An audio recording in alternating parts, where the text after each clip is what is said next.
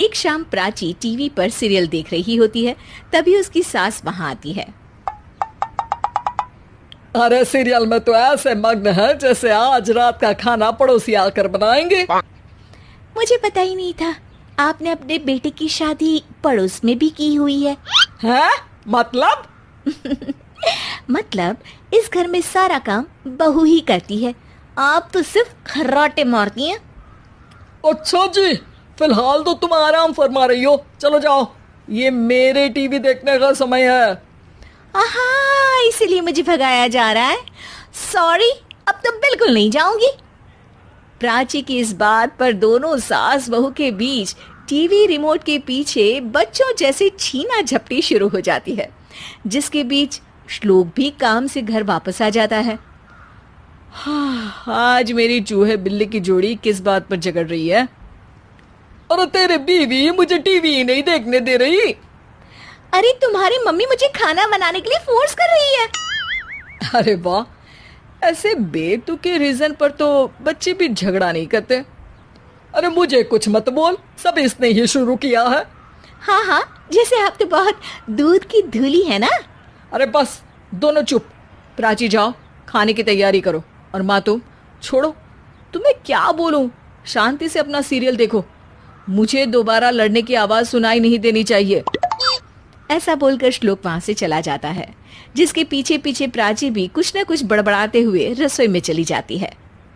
हाँ हाँ, सासू जी को तो कुछ बोलेंगे ही नहीं, बस मुझ पर ही हुक्म चलता है, खाना बनाओ, जैसे मैं इनके घर में खाना बनाने के लिए आई हूँ।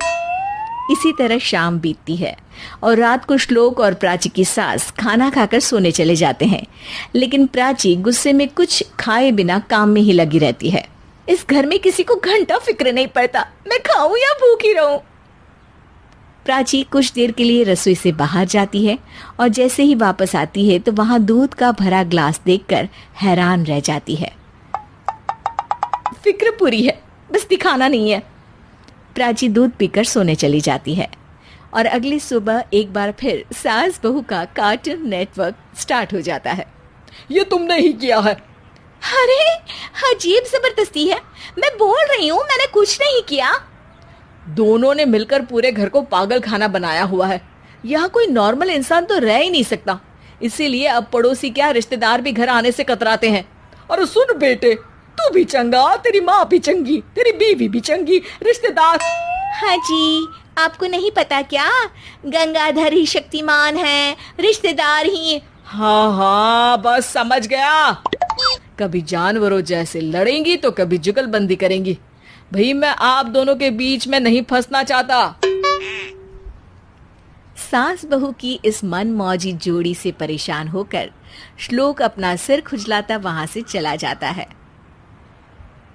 चलो अब मैं भी कीर्तन में जा रही हूँ।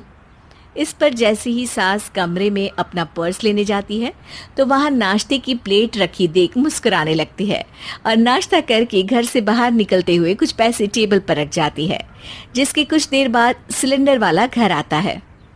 ओ मुरी मैया, मैं सिलेंडर के बारे में तो बिल्कुल भूल ही गई थी। घर खर्च के सारे पैसे भी मम्मी के पास है और श्लोक से बोला तो उल्टा 4 बात सुनाएंगे। प्राची ये सोच ही रही होती है कि अचानक उसका चेहरा चमक उठता है और वो घर में आकर इधर उधर देखने लगती है। तभी उसकी नजर टेबल पर रखे पैसों पर पड़ती है, जिन्हें वो सिलेंडर वाले को दे देती है। ये सब श्लोक देख लेता है। अच्छा बेटे, इतना बड़ा घोटाला, सबके सामने मैं तेरी दुश्मन और पीठ पीछे तेरी मेरी यारी। इस पर श्लोक एक प्लान बनाता है और शाम को सब एक साथ बैठे होने पर बोलने लगता है। माँ, तुम दोनों की बहुत लड़ाई होती है, इसलिए मैं सोच रहा हूँ कि प्राची को उसके घर छोड़ाऊं, इससे वो भी खुश रहेगी और तुम भी। अचानक श्लोक की ये बात सुनकर सास बहू शौक से उसकी तरफ देखती है। अरे ऐसे कैसे घर छोड़ाओगे, मुझे कहीं नहीं जाना। अरे तुमने बोला नहीं पर मैंने सुन लिया, तुम्हें मम्मी के साथ रहना अच्छा नहीं लगता, मुझे पता है। अरे वाह, अरे जब बहू खुद कुछ काम बोले तो वो तुझे सुनता नहीं, और अब जो इसने बोला ही नहीं वो तू समझ गया। जब उसे नहीं जाना तो फिर जबरदस्ती क्यों कर रहा है? अच्छा, फिर आपको मौसी के घर छोड़ाता हूँ, बस अब आप दोनों एक घर में एक छत के नीचे नहीं रह सकती। मैं इस टॉम एंड जेरी की जोड़ी को और नहीं झेल सकता। है? ऐसे कैसे नहीं रह सकते? तुम्हें इतनी दिक्कत है तो तुम्हारा बोरिया बिस्तर पैक कर देती हूँ, लेकिन मम्मी जी कहीं नहीं जाएंगी। बिल्कुल यही सुनना था मुझे। अगर दोनों में इतना ही प्यार है फिर हर वक्त ये लड़ाई का नाटक क्यों करती हो? देखा मैंने कैसे माँ किचन में दूध रखती है और तुम उनके लिए कमरे में नाश्ता रखती हो, और कैसे वो पहले ही तुम्हारी दिक्कत समझकर घर में पैसे रखकर बाहर जाती है। अरे भाई, इतना ड्रामा तो डेली सोप में भी नहीं होता जितना तुम दोनों ने इस घर में फैलाया हुआ है।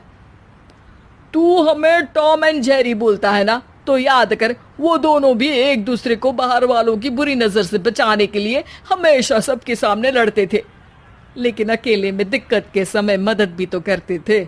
बस हमारा रिश्ता भी कुछ ऐसा ही है। और वैसे भी